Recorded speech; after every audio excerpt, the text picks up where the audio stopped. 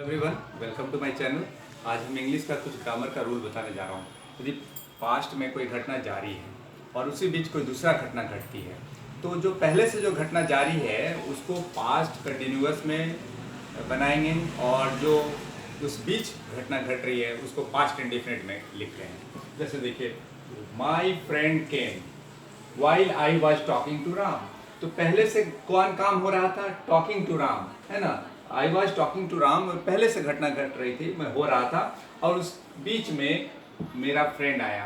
तो जो पहले से जो घटना हो रही थी उसके लिए आप पास्ट कंटिन्यूअस या पास्ट इम्परफेक्ट टेंस का इस्तेमाल करेंगे, और जब उस काम के दरमियान यदि कोई घटना घट रही है तो उसके लिए पास्ट इंडेफिनिट। तो जब ये बात हो रही थी उस बीच उसका दोस्त आया, इसलिए बाद में ये आया, इसलिए ये पास्ट इंडेफिनिट में होगा, और जो पहले से जो हो रहा था वो पास्ट कंटिन्यूअस में या पास्ट इम्परफेक्ट उसको कहते हैं, उस टेंस में आप देखेंगे। अब देखिए, यदि कोई वाक्य में, दूसरा रूल, यदि कोई वाक्य में noun plus preposition plus noun plus preposition plus noun plus preposition इस तरह का स्ट्रक्चर रहेगा, तो जो पहला नाउन होगा उसके पहले आप द लगाएंगे।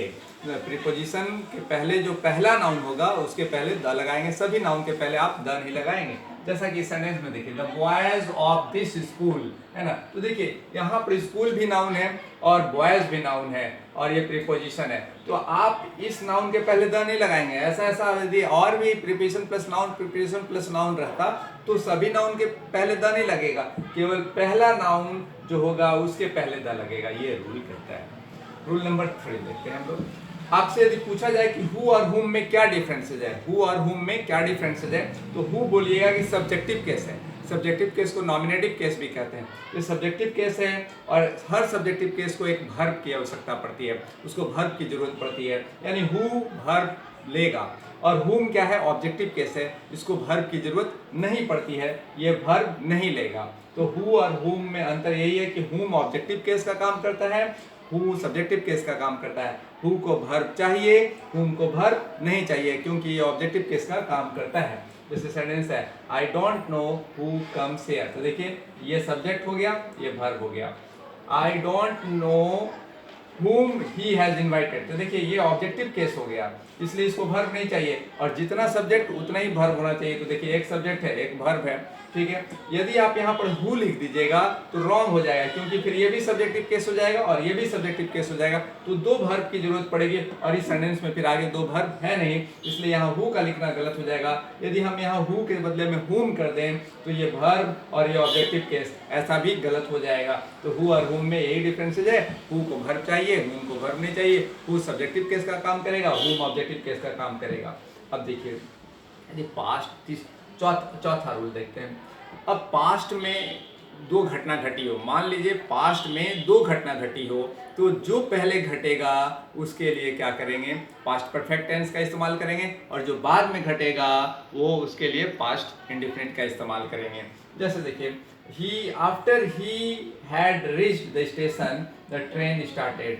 तो पहले क्या हुआ? पहले वो पहुंचा कि ट्रेन स्टार्ट हुआ? तो पहले वो पहुंचा स्टेशन पे, पहले वो पहुंचा, तो जो काम पहले हुआ, दोनों पास्ट की ही घटना है, लेकिन जो काम पहले हुआ उसमें पास्ट परफेक्ट का इस्तेमाल करेंगे। After he had reached the station, तो देखिए after he had reached the station ये पास्ट परफेक्ट है, द ट्रेन स्टार्टेड ये पास्ट इंडिफरेंट है। तो हमने ये सीखा कि पास्ट में दो घटना घटे तो जो पहले घटेगी उसके लिए पास्ट परफेक्ट, और जो बाद में घटेगी उसके लिए पास्ट इंडिफरेंट का इस्तेमाल करेंगे। और एक चीज़ और याद रखिएगा, हैव, हैज़, हैड, ये सब के बाद भी3 का इस्तेमाल होता है। देखिए यहाँ हैड है, भी3 हो गया, तो हैज़, हैव, हैड के बाद भी3। और ये भी याद रखिएगा, डू, डज, डिड के बाद भी1 का इस्तेमाल होता है। अब देखिए 6 रूल में, रूल नहीं है ये भी इंपॉर्टेंट पॉइंट है। जैसे ये हैंग ये भी1 है, वर्ब का पहला रूप है, लेकिन एक बार ये हैंग लटकना मीनिंग होता है और एक हैंग का मीनिंग फांसी देना होता है। अब भी1, भी2, भी3 मैंने लिखा है, जब लटकना मीनिंग होगा तो इसका भी2, भी3 हंग हो जाएगा, और यदि फांसी देना मीनिंग होगा, भी1 में हैंग, दोनों का स्पेलिंग सेम रहेगा, हैंग, हैंग हो जाएगा। तो इस प्रकार से ये थोड़ा सा कंफ्यूज कर जाता है लोग, इसलिए मैंने ये दे दिया, है ना। भी1 दोनों का सेम है, लेकिन भी2, भी3 डिफरेंट है और मीनिंग भी डिफरेंट है। यहाँ पर फांसी देना हो गया, यहाँ पर लटकना, जैसे आपका कोई चीज़ कंप्यूटर या मोबाइल हंग कर जाता है, ठीक है, तो ये इस मीनिंग में आएंगे। ठीक है, आज मैं इतना ही रूल बता रहा हूँ, और यदि आप ये वीडियो अच्छी लग रही हो तो सब्सक्राइब कर दीजिएगा, शेयर कर दीजिएगा और लाइक कर दीजिएगा। Thank you.